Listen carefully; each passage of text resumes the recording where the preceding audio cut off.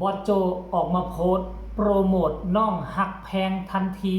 หลังจากฮู้ว่าน้องฮักแพงบ่เอาค่าโตในการมาแสดงหนังขายออกกับทักทายสบายดี FC ทุกท่าน FC ทุกคนเนาะมาพบมาพ่อกันอีกแล้วในเช้านี้ค่อนข้างว่ามาซ่าแดจักหน่อยนึงเนาะท่านผู้ชมเพราะว่าเจบ่เล่าอิดเมื่อยแห้งหาก็ได้ตื่นขึ้นมาเนาะก็เลยว่าฮีบมาทักทายสบายดีทุกคนเข้าเช้าก็ยังบ่ทันกินเทื่อได้ท่านผู้ชมเนาะมื้อนี้ก็เป็นมื้อวันอาทิตย์แม่นบ่ล่ะเนื่องด้วยว่ามื้อคืนนี้เจบ่าวลาวโอ้โหไปหาอยู่หากินไปใต้เครียดดันไปได้กบกับอึ่งมื้อคืนนี้แจ็คพอตติละเจบ่าวลาวอ่ะก็บ่คิดบ่ฝันว่าจะได้กบแล้วก็จะได้อึ่งท่านผู้ชมปกติเจบ่าวลาวก็ไปมออยู่แถวบ้านแถวซองนี่แหละพอได้ได้เครียดมากินแต่ว่ายอมรับมองเจบ่าวลาวอยู่มันมีทงนอกทงนาหลายแล้วดันไปเจออันน่ะหนุ่มโรงงานคนนึงท่านผู้ชมอยู่แถวนี้มันมีโรงงานอยู่เด้เจอหนุ่มโรงงานคนนึงแล้วก็เลยว่าชวนเจบ่าวลาวไปว่าข้ามทางไงไปเบื้องนั้นแม่ว่าซั่นมันมีน่ะทงนามีหนองมีคลองได้ว่าซั่นอยู่พุ่นกบเครียดหลายเฮาก็ไปเบิ่งซื่อๆดอกก็บ่คิดว่ามันสิมีบัดไปแล้วก็ได้อยู่เด้เฮ้ยได้กบตัวละ3นิ้ว4ตัวได้อึ่ง3ตัวละ3นิ้วอีกแล้วเครียดก็บ่ให้เว้ารวมทั้งหมดก็มื้อคืนนี้เจบ่เราได้2โลกว่าพวกเจ้าฮู้บ่เครียดนี่กิโลละ200,000โธ่200,000กีบมันบ่ธรรมดาเด้ซื้อเนื้อได้2โลพุ่นเด้แล้วกบนี่ก็น่าจะกิโลละ300,000บ่กบธรรมชาติท่านผู้ชมเอ้ยเอ้าอันนี้ก็เป็นเรื่องสาเหตุที่เจบ่เล่าตื่นสายก็แล้วกันเนาะมาเล่าสู่กันฟังบ่ฮู้ว่ามื้อ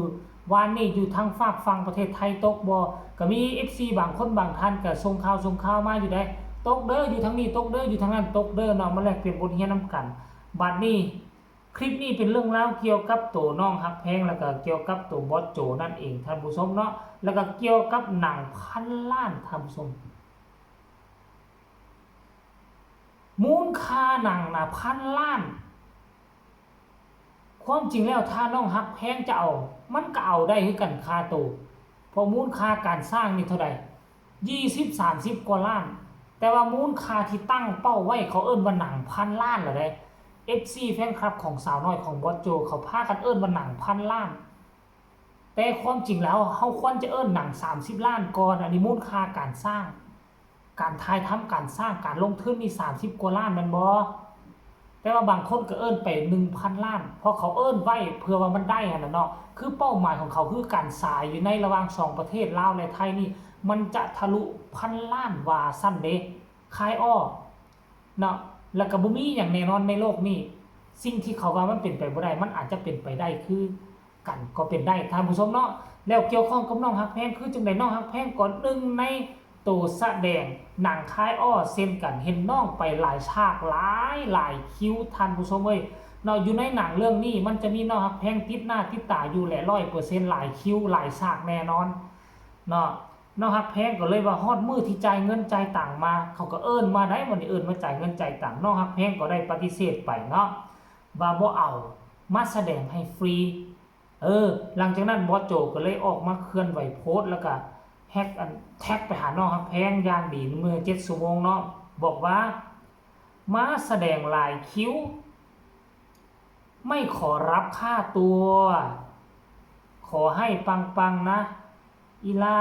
ซั่นเด้หนูน้อยเมือง101แล้วก็แท็กไปให้ฮักแพงวรัญญาพรวันที่19กรกฎาคมแม่นบ่19เดือนคันสิว่าเดือนลาวก็สิว่าเดือน7เนาะท่านผู้ชมเนาะ19เดือน7ทุกโรงภาพยนตร์คายอ้อพร้อมกับรูปน้องฮักแพงแบบนี้หน้าตา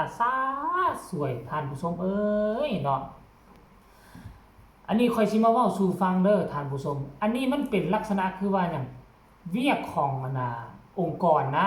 ปกติแล้วคันถ้ากรณีว่าลูกน้องกินเงินเดือนนำองค์กรนำบริษัทถ้ากรณีว่ามีงานลักษณะแบบนี้ต้องเฮ็ดให้ฟรีเพราะเจ้ากินเงินเดือน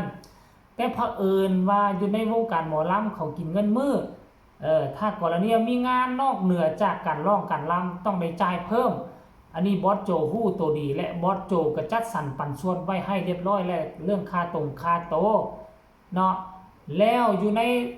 สังกัดของสาวน้อย1และสาวน้อย2คนไปแสดงก็บ่แม่นอันน้อยคนมีทั้งอุ๋งอิงมีทั้งฮักแพงมีทั้งปอมแปมมีทั้งผู้ใดออมออมแอมก้อยชาลีนี่มีก้อยชาลีเนอร์โอ้มีหลายรวมทั้งแดนเซอร์เป็น2-300ชีวิตก็ไปเข้าร่วมนำเนาะบางคนก็เอาบางคนก็บ่เอาสาเหตุที่คนบ่เอาคืออยากสร้าง